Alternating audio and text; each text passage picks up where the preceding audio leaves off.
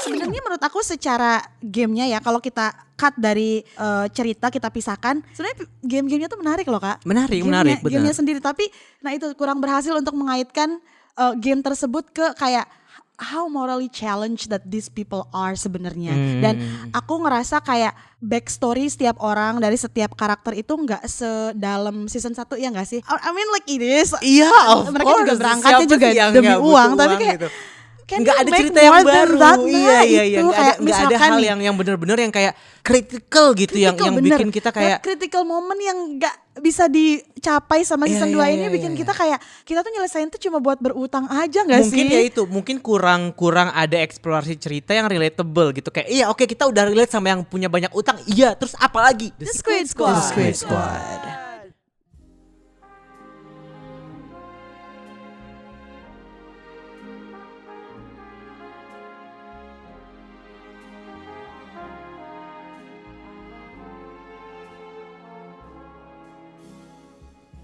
Sekarang momennya adalah mereka lagi berusaha untuk ngasih kita penjelasan tentang kenapa ini begini, kenapa ini begini itu lewat yang kayak statement-statement dari sutradaranya, pandangan-pandangan kreatif sutradara tentang gimana harusnya season 2 ini berjalan. Jadi yang pertama, mereka mencoba untuk mematahkan review yang bilang kayak ini apa sih, season apa sih kok nanggung, kok nggak ada isinya. Right. Mereka berusaha untuk membuat kita percaya bahwa there will be something more gitu, dengan bilang sebenarnya season 3 tuh nggak ada. Sebenarnya season 2 itu harusnya panjang episodenya, tapi kita harus dipotong karena emang begitu maunya Netflix gitu. Tapi sebenarnya sutradara itu nggak mau ada season 3. Sebenarnya ini emang season 2 tuh udah harus berakhir di situ supaya ceritanya masuk akal. Tapi ini tuh maunya studio mau, yang punya duit mau ini di season 3. Jadi ini harus dipotong, makanya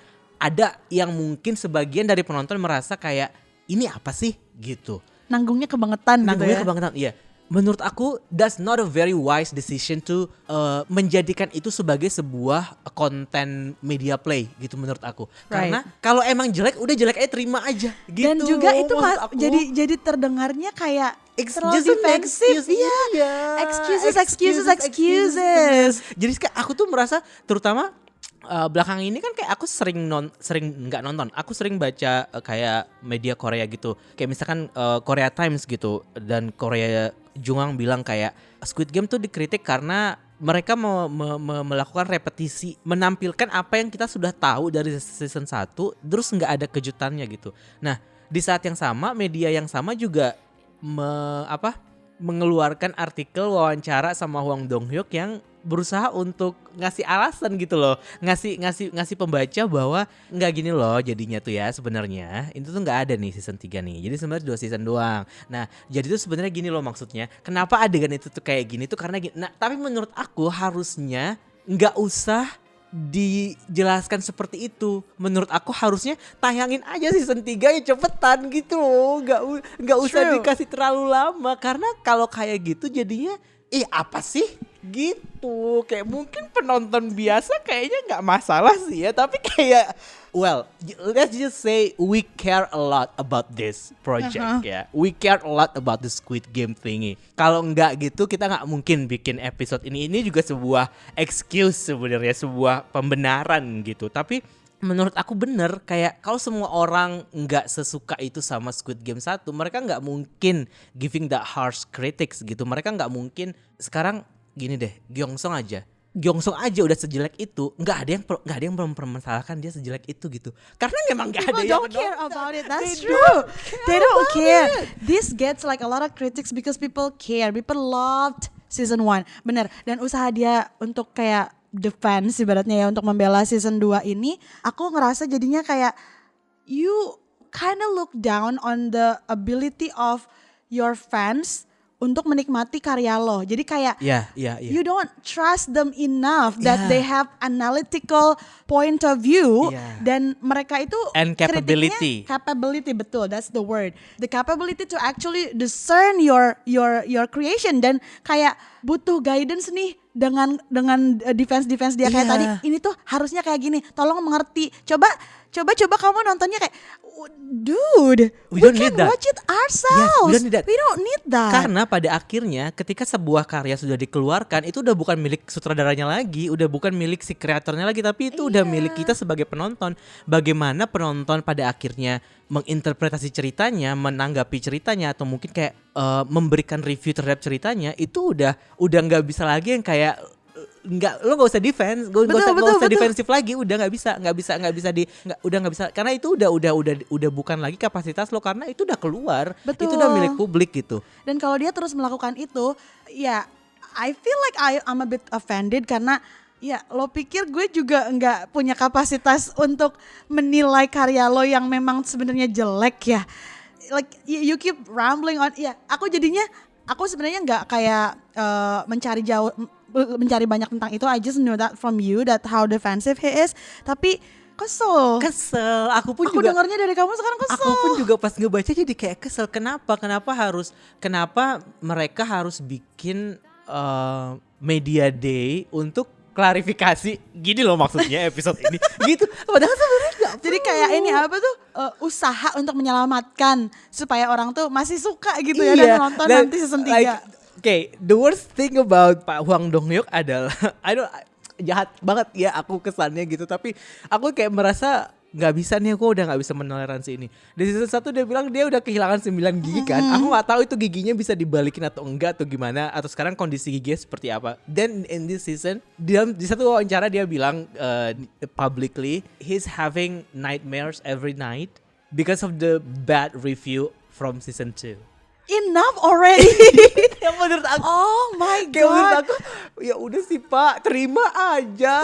Terus kayak nggak perlu. what now? Are you selling like your bad condition and we are supposed to like feel bad about that? Iya. Terus jadinya kalau ngedenger hal tersebut, apakah mungkin kita akan fakta-fakta tentang gigi dia dari season 1 pun sebenarnya itu cuma untuk menambah simpati gitu kan, untuk memaafkan flaws atau kesalahan-kesalahan yang mungkin tidak begitu disukai dari season 1. Wah, kalau kayak gini jadi makin kesel nih sama masnya. Kayak aku ngerasa harus gimana ya? Ya mungkin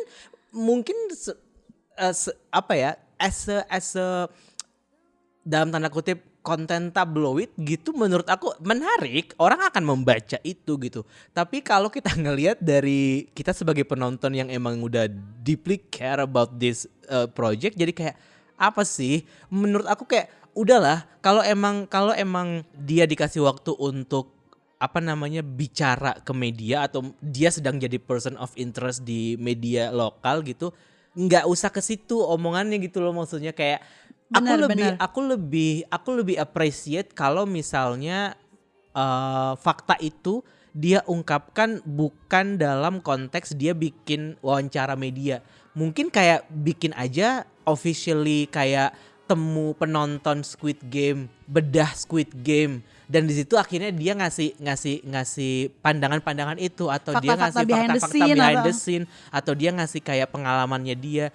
Itu jadi sesuatu yang kayak lebih akan bisa relate ke penonton dibandingkan dengan dia gue mau bikin press con dong, gue mau klarifikasi nih kenapa Squid Game 2 tuh dapat kritikan jelek. Dan ketika lo ngasih ini kritik jelek, ini loh akibatnya ke gue. Iya. Jadinya he's selling like the miserable moment yang dia punya yang diakibatkan oleh kata-kata atau review orang-orang yang peduli tentang karya dia. Iya, padahal kalau misalkan dia bilang dia oke, iya emang saya terima reviewnya, let's make it better di season 3 gitu. Stop sampai di situ, menurut aku udah nggak apa-apa. Atau tetap bilangin aja, just wait for it. Emang ini dibikinnya segampang itu dan semenanggung itu, but you will love. Just keep selling season 3 kalau gitu. Yeah. Stay positive. That people that you know what, kayak gini loh, embrace the bad reviews. I know that you guys doing it because you care so much, because you are attached to the series gitu loh. Kayak acknowledge that, embrace that, and then you know what, you will still see season 3. Udah gitu aja. Gitu aja menurut aku. Karena dia juga di satu statement dia juga bilang dia udah expect kalau ini tuh akan dapat bad review sebenarnya. Dia udah expect. Tapi aku nggak merasa. Aku merasa kayak iya, tapi kalau kayak gitu kenapa terus defensif Pak gitu? Kalau emang udah expect, just realize this is. Iya, ya kayak gini Menurut aku aja tuh deh. gitu Ya, loh. and Tapi dia tuh gini, bentar. Aku mau selesaiin dulu. Aku merasa dia tuh kayak dia sedang bertarung dengan kepentingan dia sebagai creative person sama kepentingan Netflix sebagai studio yang punya duit. Jadi Right. jadi mereka tuh berantem terus nih. Nggak, misalkan oke sekarang Netflix bilang nggak mau, di plan kita ini akan menguntungkan, kita ini akan menghasilkan duit kalau season 3 ini tayang bulan Juni misalnya. Tapi dia sebagai saudara nggak bisa, gue mau ini tayang Februari, karena kalau nggak kayak gitu penonton gue tuh nggak merasakan klimaksnya, nggak merasakan apa sih sebenarnya The Squid Game itu gitu. Nah itu yang aku merasa ada konflik kepentingan di situ yang membuat dia jadi kayak oke sini gue bikin press con deh, gue ngomong aja ini loh sebenarnya yang gue mau. Itu yang impression yang aku dapatkan ya dari semua ini, karena Netflix tuh nggak pernah ngomong apapun soal how bad the review is, how people like think about misalkan si apa The Hollywood Reporter ngomong apa, Variety ngomong apa. Netflix tuh nggak pernah mempedulikan itu. But why Hwang Dong-hyuk mendengarkan itu banget, terus-terusan membahas itu dan terus-terusan bersikap defensif terhadap itu gitu. Aku nggak ngerti sih. Iya. Itu Padahal kalau itu bener sih aneh that sih makes menurut sense. aku. Kalau dia just go with the game aja, kayak misalkan oke, I saw this coming. Aku emang udah nyangka kok akan begini. But you know what? It will be paid up. Udah, sebenarnya harusnya kayak gitu ya. Dan dia kayak gak usah terlalu banyak terlibat aja gitu di after after the show press con. Iya. Kayak udah aja just take care of your teeth, Yeah. like take care of your hair. Right? Took the sleeping pills and let's Right? sleep gitu loh. You work so hard. You work so hard already. Good job. Sir. Kalau misalkan Thank you kamu for your percaya sama service. hasil kerja lo di season 3, sebenarnya mah dia nggak usah terlalu khawatir. Ini orang-orang yang sekarang questioning the quality of season 2 will actually be back. They will, I'm sure, because aku tuh udah kayak sekarang oke, ini jelek. Oke lah, let's just get things done. Nanti season 3 akan kayak gimana? I will be back kok. Dan kalau ternyata benar season 3 itu adalah jawaban dari semuanya, dan it will kind of like make things better, dan kita pun akan ini toh. Kalau good writing can actually fix things.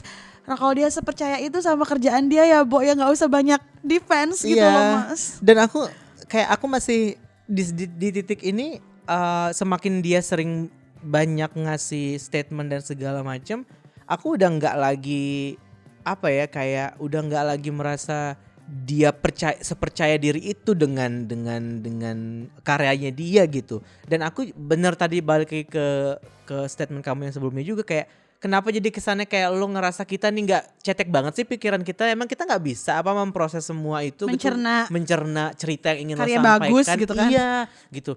Dan di saat yang sama juga aku ngerasa kayak Netflix please do something yang nggak bisa juga sih aku bilang gitu ya. Maksudnya aku nggak bisa bilang kayak tolong dong Netflix nggak usah mikirin duit aja, nggak bisa juga kayak gitu kan. This is a business after all gitu. Ini ya ini tujuan mereka bikin Squid Game supaya mereka dapat duit gitu kan.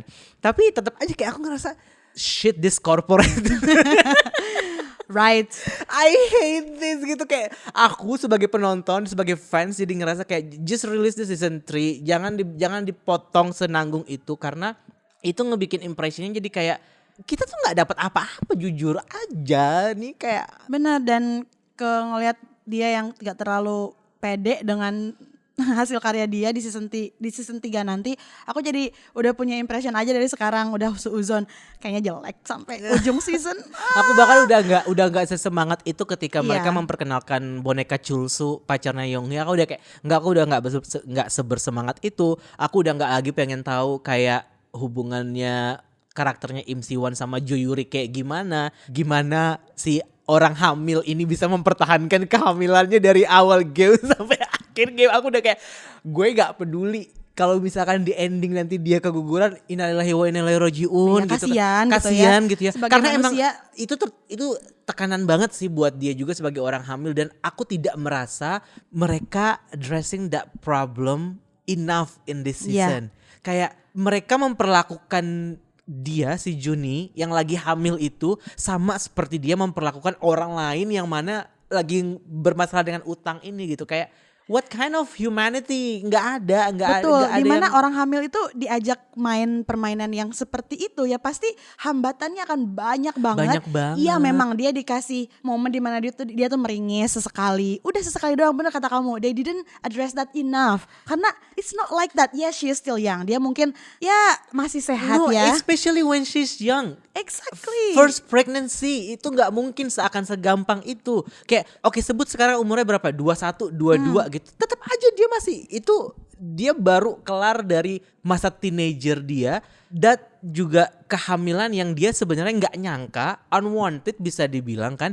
Dia lagi memikirkan kayak apakah gue harus aborsi atau tidak. Terus dia datang ke permainan itu, kakinya diikat satu terus dia loncat-loncat. That's too much for a pregnant woman di usia 20-an menurut aku. Mereka terlalu menyepelekan itu dan season 2 ini juga berhentinya sangat nanggung. Kita jadi nggak dapet apa namanya, kita jadi ngomongin jadi kayak gini gitu. Betul. Kita tidak diperlihatkan kayak lu tuh nggak care sama karakter ini sama sekali gitu Iya, dengan sebenarnya. gap yang lama. Nanti di season 3 ketika akhirnya masalah ini diselesaikan dengan baik gitu ya. Diceritakan gitu. dengan baik gitu ya. Like we're gonna say, oh Nggak ada, you should have impactnya done udah nggak ada that. lagi. Iya betul. Impactnya udah nggak ada lagi. Wah iya Kayak, sih. you know what, yang karakter yang paling gak jelas di sepanjang season ini karakternya Lee Jin-wook. Iya. Naon? Bentar, kita dimulai dengan dikasih lihat anaknya sakit, dia nggak punya uang. Oh anaknya ternyata punya hubungan yang emosional sama Noel, karakter baru yang aku rasa kayak she's supposed to be like carrying the whole story sebenarnya. Betul, di dan season dia 2 ini. akan jadi game changer lah Iya, ya. game changernya. Tapi again kita nggak dapat itu di No. akhir sama sekali gitu. Terus pas di episode terakhir udah gitu aja. Dia nggak ada lagi keinginan untuk yang kayak gue sedang berjuang buat anak gue, abis itu dia ditembak udah gitu. Bener, ketika Lee Jin-wook mati tuh kayak naon. bahkan dia pas dia mati aja tuh kayak nggak ada kesan kalau dia di situ tuh buat memperjuangkan nyawa anaknya. Gitu. Nggak ada. Dan tidak ada kayak perpanjangan, tidak ada momen di mana karakter si penembak sama Lee Jin-wook tuh aduh jangan mati dulu, jangan mati dulu. Bargaining gitu. Iya, kayak bener, bargaining dia bilang momen kayak, di mana please anak gue butuh duit, anak gue harus operasi gini iya, segala atau macam. enggak ini demi karakter ini sangat relatable banget ke situasi gue di mana gue juga sedang memperjuangkan anak. She does something gitu loh. Iya. Itu pun enggak. Terus you hire Lee Jin-wook for that? Okay, now that we are talking about story ya, udah masuk ke jalan cerita. Okay, let's talk about the elephant in the room. Not exactly in the room, but Gi-hun, lo sama angka 00 hiji, 001 nggak punya trust issue. Bukannya di sepanjang season 1 Anda itu dipermainkan oleh angka tersebut, and then there is this new person, and then you suddenly become like bestie? Dia kayaknya on drugs sih. Nah, kan masnya keren ya di episode 1-2, ya kan? Trying to be like a boss with a lot of money, hiring a lot of people. Dia lebih wise sekarang ya kan, lebih kayak karena dia udah ibaratnya gue udah makan asam garam nih. And I bought it. Yeah, This exactly. Episode 1-2, yes. Exactly. Gi-hun, go. Yeah, you can do whatever you want. Yes. Duit lo banyak gitu. You can hire everyone to just like find this one man gitu. Masuklah dia ke game kembali.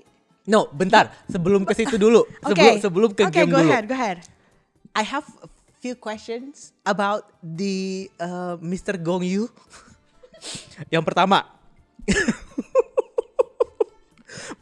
you can answer it logically atau jokingly, bebas ya. Kenapa 2 tahun dia nggak kelihatan? Menurut kamu dia kemana? Cuti. Oke. Right? Oke. Ada 456 pemain yang ada di season 2 ini di Squid Game yang di era yang sekarang ini. Kenapa dia cuman ngerekrut Siwon doang? Terus kenapa ketika dia ngerekrut Siwon dia ketahuan baru orang-orang itu ketahuan gitu? Di mana tempat Harusnya, rekrutmen yang lainnya yang dia lakukan? Apakah dia udah pindah base, udah nggak lagi di subway lagi atau gimana? Betul. Dan kalau misalkan sebanyak itu yang direkrut 2 tahun kok bisa invisible gitu ya? Dan Well, Kalau misalkan sebanyak itu yang direkrut, berarti ada banyak recruiter dong. Ada banyak dong orang-orang berpenampilan serupa, membawa kantong serupa dan melakukan hal-hal yang serupa juga. How can It cannot be done by just one man. just one man gitu? Nggak mungkin tidak ada yang curiga dengan hal itu gitu. Maksud Betul. aku. Dan di season 1 kita nggak punya pertanyaan ini mungkin karena ya karakter Gong Yoo cuma diperlihatkan untuk merekrut orang-orang ini aja. Berarti rekruter lain just not there. It's not on the screen aja. Tapi Iya. kita punya bayangan. Oh oke. There Dia must sudah be more. melakukannya, Iya, dia iya. sudah melakukannya. But then again they do that again in season 2 and That there is makes- no explanation about Yeah. like other recruiters. Of course kita akan mempertanyakan itu. Of course, that Iya makes kan? sense. We gotta point out the way he step on the bread. I like that. Nah, wait, listen to me. Kenapa dia memutuskan hari itu untuk memberikan TED Talk ke para gelandangan yang ada di taman? Kenapa hari itu? To Kenapa lure spesifik Gi-hun. hari itu? To lure Gi-hun. Oke. To catch Gi-hun. Siap. Karena kan aksi Gi-hun tuh tentunya sudah dicium oleh frontman ya. Udah Right, setim udah tahu lah Gi-hun akan sedang melakukan ini. Let's just give him some tease of the So you game in know what? real I life. think they should start the game dari episode 5 aja gitu. So give us recruiter backstory gitu. Karena Ya, kayak waktu aku lebih merasa banyak tentang proses itu Iya, gitu iya, ya. soalnya obrolan antara dia sama Gi-hun di sebelum dia mati itu menurut aku apa ya, sama kayak tadi momen yang Lee Byung-hun tiba-tiba jadi happy ketika di permainan, ngerti nggak? Di situ ketika Gi-hun bilang kayak enggak, lo tuh cuman anjing yang disuruh sama mereka, Dan reaksi dia tuh dia- tersinggung banget loh. Dia tersinggung banget sampai akhirnya dia sampai nggak bisa menutupi rasa nggak bisa kehilangan pride-nya dia, sampai dia mau bunuh dirinya sendiri karena dia ngerasa kayak anjir gue malu banget gitu. Aku merasa itu dia kayak gitu, Ya, makanya kita ngelihat kejujuran ya di sana ya. Dia bukan, dia kan Gi-hun, dia kan berusaha untuk manipulatif ke Gi-hun, tapi ketika Gi-hun balik ke manipulasi dia jatuh ke jebakan itu gitu. Tapi di that slide moment aku merasa ada cerita yang sangat deep dan besar gitu dari si orang ini. Apalagi pas dia ngomong kayak suatu hari ada orang mohon ke aku minta supaya aku jangan ngebunuh dia. Tahu nggak dia siapa? Dia bapak gue gitu. Oh, ini orang gila kata gue. His story menurut aku sangat-sangat worth it untuk lo tampilkan untuk Lebih banyak. membuat season 2 ini jadi lebih berdaging gitu. Bener banget. Karena proses tektokan pas obrolan sebelum dia mati itu, that's actually good, right? That's actually good. That's like one of the highlights dari setengah season pertama gitu. Setengah series Yeah, di yeah, awal-awal yeah. ya di And di that the only first half. happened in the second episode kan? Ya. Iya. Nah, dari sana udah kita nggak dikasih daging lagi. Udah nggak ada. Kalau misalkan mereka memutuskan untuk memperlihatkan salah satu penembak dengan kita tahu dia tuh kalau nggak kerja di Squid Game, dia tuh jadi badut gitu kan, jadi orang yang juga nyari anaknya, dia orang korut gitu kan. Kalau lo aja berani kayak nampilin itu, kenapa nggak Gong Yoo ya? Kayak Iya. Bener kata kamu, that's too worth it, that's too big and too priceless to just let go. Dan Noel pun kayak kita dikasih sebanyak itu tentang dia, maksudnya screen time-nya lumayan banyak. Noel pun Secara perjalanan dia, iya, kayak entah itu terlalu lambat, entah itu terlalu Aku on malah- and off, aku jadi kayak nggak mau tahu lagi iya, gitu. iya. Aku malah nggak ini lagi kayak aku berusaha untuk mencari alasan kayak kenapa dia jadi malah di tengah jalan jadi rebellious gitu sama si The Squid Game. Jadi kan dia make sure orang ini mati, padahal sebenarnya orang ini tuh nggak pengen dimatiin nih, karena kita butuh organ kan sebenarnya. Kita butuh di satu sisi mereka tetap dengan agenda bahwa ya ini pencarian organ itu, penjualan organ itu kan. Tapi sebenarnya penjualan organ itu agenda official nggak sih dari tim Squid Game sendiri, atau itu tuh kayak ya personal agendanya si pemimpin ini? Sebenarnya sama itu beberapa, personal agenda sih menurut Ya kan? aku. Tapi itu sangat that helps to give the fun to the game. You Iya, know it what I does, mean? it Iya kan? does. Dan mungkin Naol tuh kayak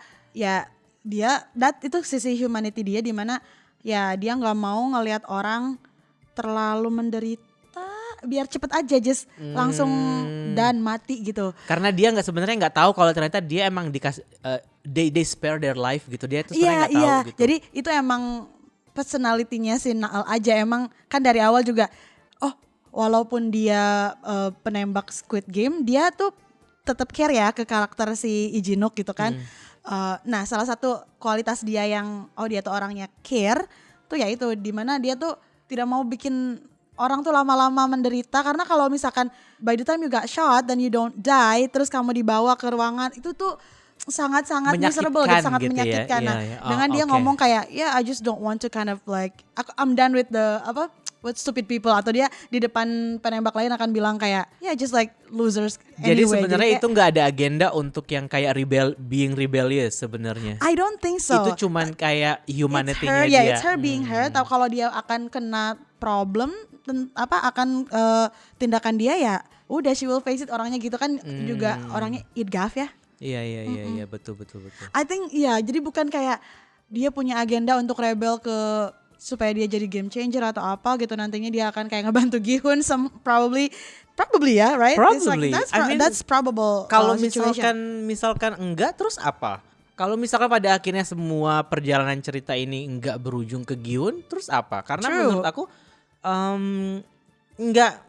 Iya, nggak usah bikin season 2 aja. Season 2 aja gitu. Kalau Gi-hun harusnya ya udah ke Amerika aja cari anaknya gitu. Betul.